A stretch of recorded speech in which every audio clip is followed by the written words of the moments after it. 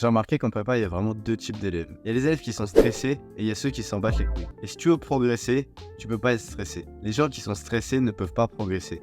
Pour progresser, il faut que tu aies confiance en toi et confiance en tes progrès. Donc si tu es stressé, tu n'arriveras jamais à progresser. Tu peux être fort et stressé. Il y a des gens qui sont forts, ils ont réussi à faire des progrès de fou dans le passé, mais une fois qu'ils deviennent stressés, ils peuvent plus progresser. Et du coup, en règle générale, dans les classements, ils vont avoir tendance à régresser. Juste parce qu'ils stressent. Il y en a d'autres qui sont là, qui sont pas du tout stressés, qui n'ont rien à branler, et ils les explosent. Les gens qui sont stressés en général vont juste se faire démarrer par ceux qui s'en battent les couilles. Du coup en prépa, il faut vraiment que tu réussisses à faire abstraction du stress. Et ça tombe pas très bien parce que la prépa c'est vraiment l'environnement le pire pour ne pas être stressé. Honnêtement, tous les profs ils sont là à dire ah ouais il y a le concours, faites ça. Il y a plein de profs qui te mettent la pression volontairement parce qu'ils pensent que c'est bénéfique pour toi, mais pour la plupart des gens c'est même pas le cas. Pour la plupart des gens ça va juste les stresser encore plus et ça va avoir des effets néfastes, soit sur leur santé mentale, sur leur vie en général et aussi sur leurs résultats. Il faut que tu aies confiance en toi et en le processus qui va faire que tu vas réussir. Il faut que tu te mettes dans la tête que tu travailles pour toi déjà. Tu auras beau avoir plein de profs qui vont te casser les couilles, qui vont te dire ouais faites de la géopo, ouais faites des maths et tout. Tu travailles pour toi. Celui qui va travailler, c'est toi. Celui qui va récolter les fruits de ton travail, c'est toi. Donc c'est toi qui décides comment tu travailles. C'est toi qui décides à quel moment tu travailles, à quel moment tu travailles pas.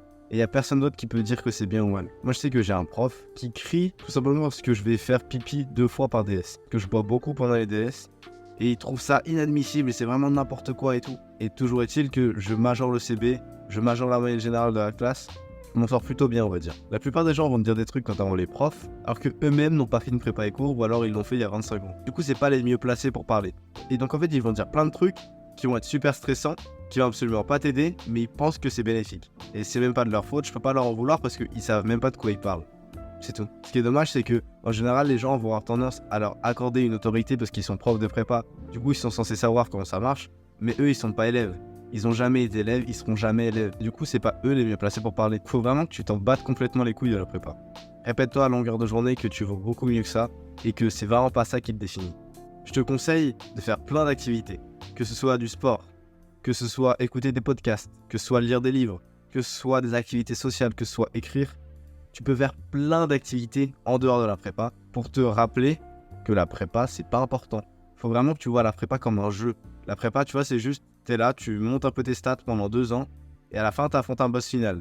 C'est juste ça. C'est un jeu. C'est pas quelque chose de sérieux. Ça détermine absolument pas ton avenir, même si on veut te faire croire que oh là là, si t'as pas le top 3, tu vas vraiment être foutu. Honnêtement, tu sors d'une école de commerce, tu vas trouver du boulot derrière. Ok, peut-être que si tu sors d'HEC, ton salaire direct, il est un peu plus élevé. Mais 10 ans après que tu fait HEC ou schéma, ça change rien.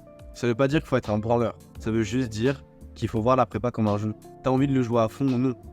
Mais c'est absolument pas quelque chose de sérieux.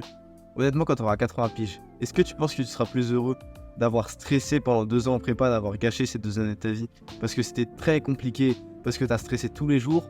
Mais bon, heureusement que tu as eu l'ESCP. Ou alors, tu regarderas en arrière, tu verras que pendant tes 2 années de prépa, tu t'es éclaté, t'as trop aimé, t'as pris ça comme un jeu, et en plus, t'as eu HEC. Parce que comme je te l'ai dit au tout début, ceux qui stressent pas réussissent mieux que ceux qui stressent. C'est injuste parce que du coup, ceux qui stressent ont la double peine. Ils ont la vie de merde à cause du stress, ils ont des moins bonnes notes. Alors que ceux qui stressent pas ont une meilleure vie parce que du coup, ils sont juste détendus, et des meilleures notes. Les notes, elles ne peuvent pas être bonnes si ta santé mentale pue la merde. C'est juste mathématique. Si toi-même, tu te sens pas bien dans ta vie, t'auras pas des bonnes notes. T'auras peut-être des notes moyennes, vite fait comme ça, t'auras jamais des bonnes notes. T'auras jamais des 14,6 de moyenne à ton concours blanc. Si de base, ta vie, tu l'aimes pas, c'est impossible d'avoir des aussi bonnes notes. Si tu sacrifies ton sommeil, ta famille, tes activités sportives juste pour avoir des bonnes notes, ça va pas marcher. Là, si on est juste 100% pragmatique, t'as aucun intérêt à stresser. T'as tout intérêt justement à t'en battre les couilles et à essayer de faire autre chose à côté. Il faut vraiment que t'aies aucune angoisse, que ce soit par rapport à la prépa, à ta carrière ou à l'argent que tu vas gagner derrière. De toute façon, quelle que soit l'école dont tu vas sortir, 10 ans après, ça fera plus de différence. 10 ans après, si t'as bien travaillé et que tu t'es bien battu pendant ta carrière, tu pourras être en compétition avec le mec qui sort d'HEC. Tu pourras même l'exploser. Parce que les mecs qui sortent d'HEC, c'est pas forcément des génies. C'est juste qu'ils ont réussi à bien travailler en prépa. Ils sont pas plus intelligents que toi. Être angoissé et stressé, ça t'aide en rien et ça te dessert en tout. Du coup, t'aurais juste envie d'arrêter. Et la façon dont t'arrêtes, c'est juste de faire plein de trucs à côté. J'ai particulièrement concentré sur un exemple, le jour avant les DS. La veille des DS, faut absolument pas que tu travailles la matière sur laquelle porte le DS. Par exemple, moi, aujourd'hui, on est samedi et j'ai un DS de maths. Et bah hier, j'ai pas fait de maths. Hier, j'ai fait de la géopo, j'ai pas fait de maths. Hier, j'ai lu un livre, j'ai pas fait de maths. Ça sert à rien. Travailler la veille, ça va juste te faire stresser. Tu vas pas progresser véritablement parce qu'en fait, tu n'auras pas beaucoup plus appris. Tu vois, que ce soit en géopo, ouais, tu as l'impression d'avoir appris 3 rêves de plus. Ça va pas changer. Dans ta copie, tu les mettras même pas. Ça va juste te faire stresser et rater. Travailler la veille, ça ne te fait pas réussir, ça te fait rater. Il n'y a aucun intérêt à travailler la veille.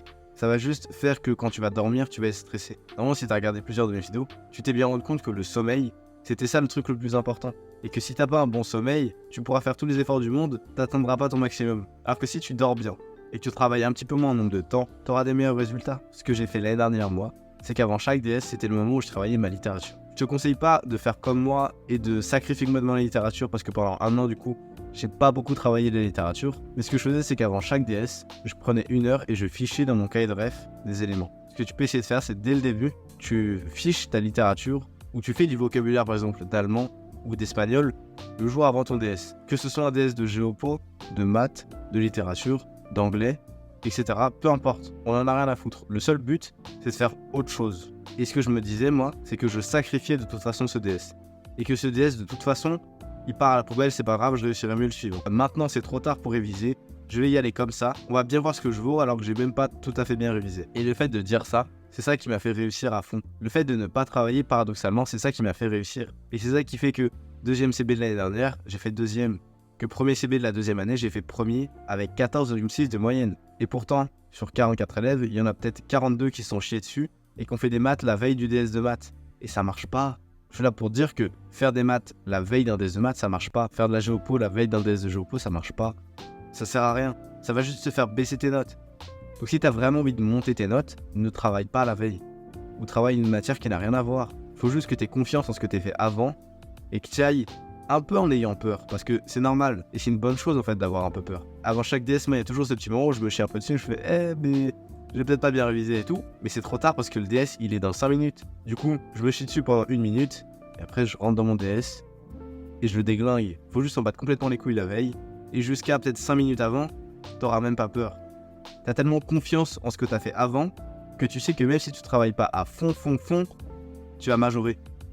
Tu te rends compte la puissance du truc. Ce qu'il faut vraiment, c'est que juste quand tu travailles à fond. Et quand tu as des moments de pause, c'est des moments de pause à fond. Si tu travailles bien avec la bonne méthode, c'est pas le nombre d'heures que tu travailles, c'est vraiment la qualité de ton travail qui compte. Donc en fait, que tu aies 2 heures de plus ou non, ça va pas te changer grand chose. J'espère que cette vidéo t'aura fait comprendre au moins que la prépa, il faut vraiment en faire abstraction et qu'il faut s'en battre complètement les couilles et qu'il faut arrêter d'être stressé pour rien parce que c'est un truc de salope. Bonne soirée.